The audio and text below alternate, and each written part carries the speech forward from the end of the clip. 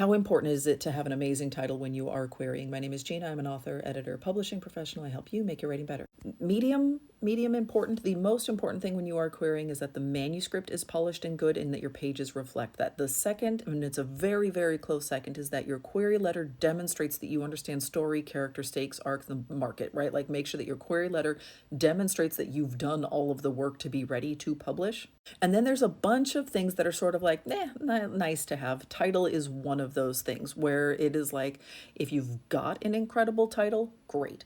If you have a mediocre title, then the agent's going to be able to overlook that. And I can't even tell you how many times I've listened to agents sit in a staff meeting and be like, I really love this book, and this is what I love about the author's voice, and the title needs to change, but oh well. And then they don't care. They just move on from that. What you don't want is something that feels like a total mismatch. I think bland but on brand is going to be better for you rather than having a confusing title. If you've watched any of my query critique videos, you might see me say something like, oh my gosh, I thought this was a thriller based on the title, but then it turns out that it's like a middle grade fantasy something, right?